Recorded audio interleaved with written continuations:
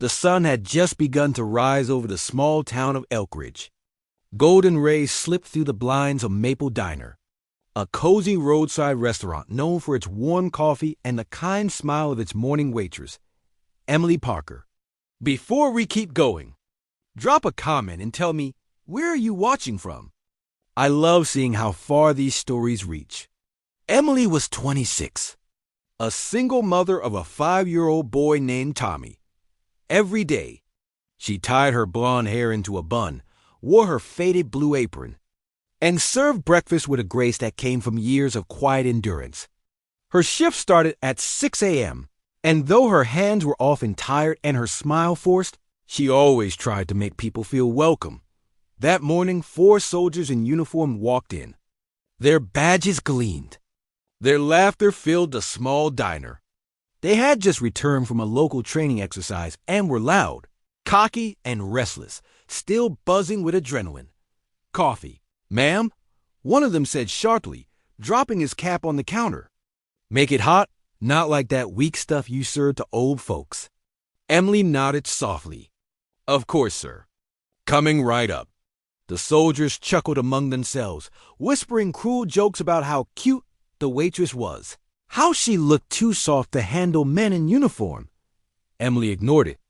She had dealt with worse. She brought their coffee and breakfast, eggs, bacon, and toast. As she set down the plates, one of the men, Corporal Davis, smirked and said, "You missed a spot, sweetheart." Before she could reply, he spit into his napkin and flicked it near her shoe. Laughing, another soldier followed, pretending to wipe his mouth and letting spit land near her tray. The others burst into laughter. Emily froze. Her eyes burned, not from anger, but humiliation. She said nothing. She quietly gathered the plates, wiped the floor, and whispered, "Enjoy your breakfast, gentlemen." The soldiers kept laughing.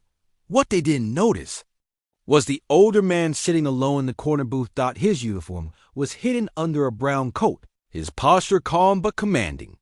His sharp eyes had been watching the entire thing. He stirred his black coffee slowly, and on his right hand, a faint glint revealed the insignia of a general. The soldiers were too loud to notice. But he had seen everything. The soldiers were still laughing when the old man in the corner quietly placed his spoon down on the saucer. The faint clink of porcelain silenced the air, not because it was loud, but because of who made it. He stood up slowly. His movements were deliberate, his posture straight, his presence suddenly commanding. The diner, moments ago filled with noise and mockery, seemed to shrink into a heavy silence. The waitress, Emily, froze mid-step. She didn't know who he was, but something about his calm, unwavering stare made her instinctively step back. The old man walked toward the soldier's table. His boots echoed on the tile floor, one slow step after another. The soldiers turned, unsure what was happening. "Good morning, gentlemen," he said, his voice calm, but carrying a tone that demanded attention. "Mind if I join you for a moment?" They hesitated. One of them, Sergeant Miller, forced a laugh. "Sure thing, old man. Grab a seat if you want. Breakfast on you?" The man didn't smile. Instead, he slowly unbuttoned his coat and revealed the neatly pressed olive green uniform beneath it. Soldiers' faces drained of color. On his chest gleamed 3 silver stars. "General Arthur Hayes," he said quietly, pulling out a chair. "I've been observing your behavior." No one spoke, not even a whisper. The diner fell into an eerie silence. Even the cook in the kitchen paused, peeking through the window. The general continued, his voice calm but razor-sharp.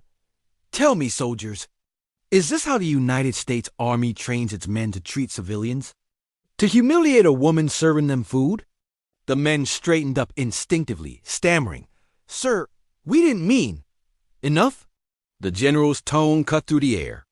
"Don't insult me by pretending this was harmless." He turned toward Emily, who stood near the counter, clutching her order pad tightly. Her eyes were red, but she tried to force a faint smile. The general nodded to her. "Miss, on behalf of this uniform, and every man and woman who truly honors it, I apologize to you." Tears welled in her eyes.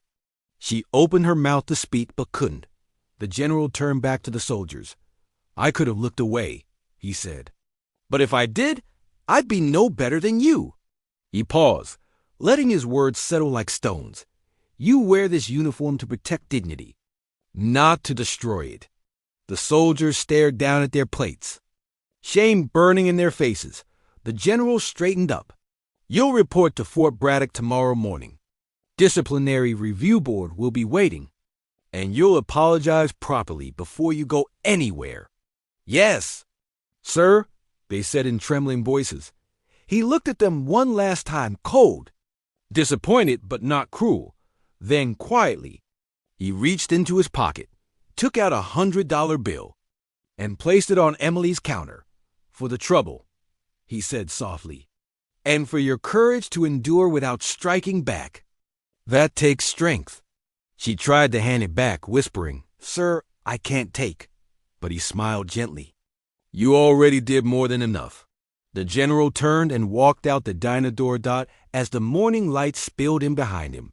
His shadow stretched long across the floor, a silent reminder of what true honor looked like. The next morning, Fort Braddock was unusually quiet. The sun rose over the parade ground, casting long golden beams over rows of military trucks and the crisp American flag fluttering high above. Inside the base, 4 soldiers stood at attention, the same men from the diner. Their uniforms were spotless, but their eyes told a different story: sleepless guilt, embarrassment, and dread. The word had spread fast.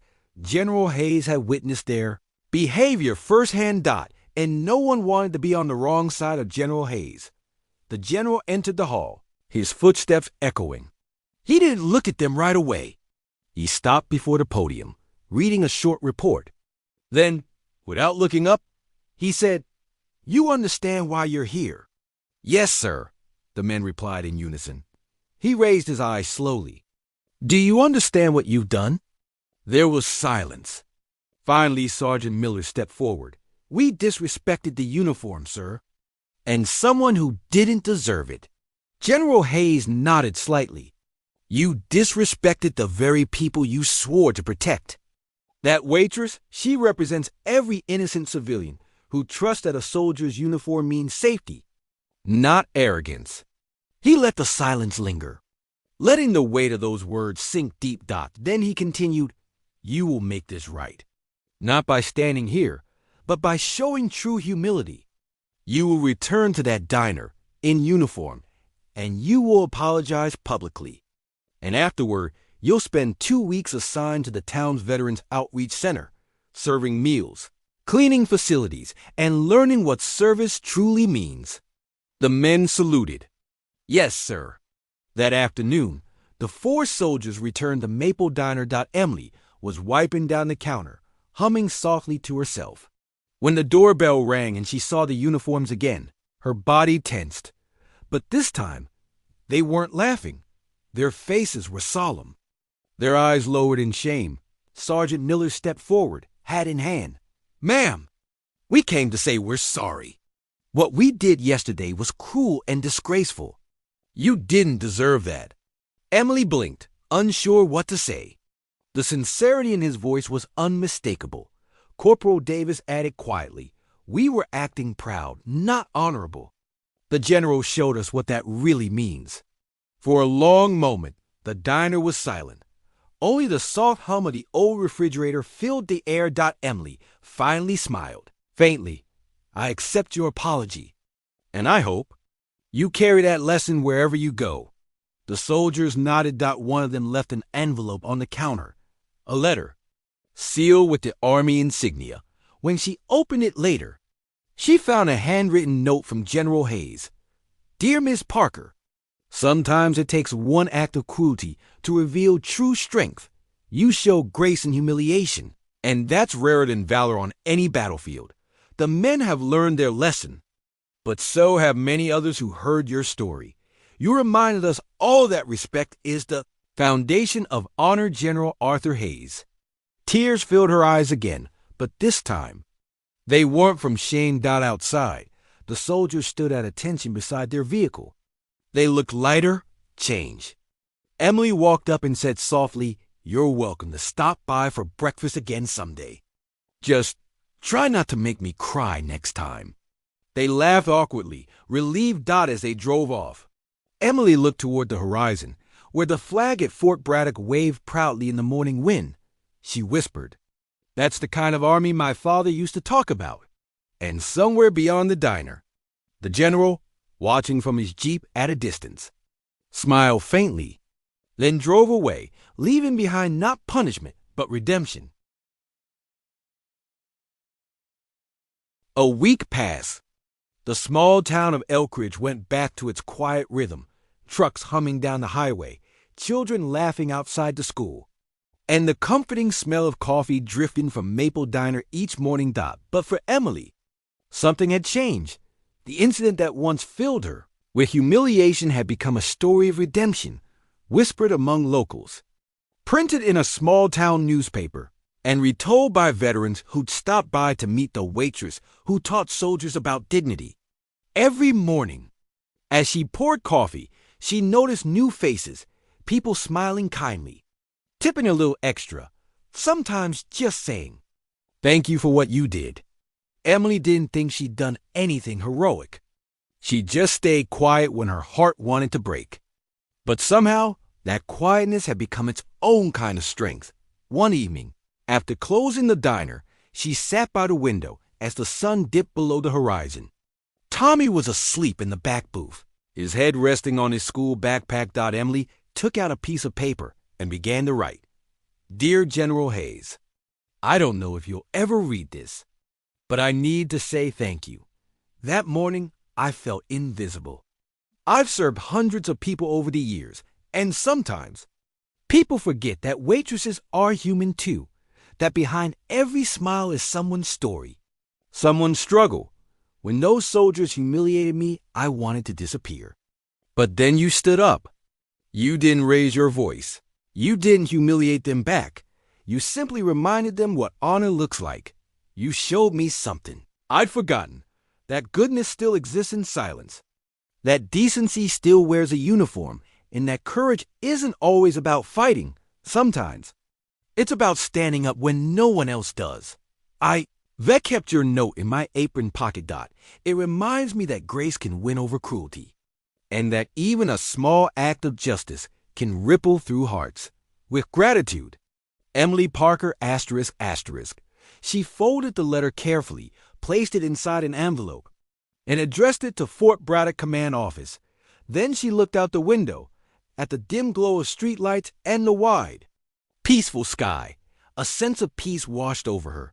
A few days later, at Fort Braddock, General Hayes received a stack of reports. Among them, a small handwritten envelope caught his eye. He opened it, and as he read Emily's words, his stern military composure softened. He set the letter down, looked out the window toward the training field, and murmured to himself, "Sometimes the strongest warriors don't wear medals. They wear aprons." He smiled faintly, folded the letter, and tucked it into the breast pocket of his uniform, next to his heart. Maple Diner had a new framed photograph. Hanging near the counter, a picture of Emily, Tommy, General Hayes, and 4 soldiers standing together, all smiling. Below it, a small brass plaque read, "Respect is the highest rank of all." That's the end of today's story, but I hope it stays with you for a while. If something in it spoke to you, hit that like button, subscribe if you haven't yet, and share your thoughts. It's your comments that keep me inspired to make the next one.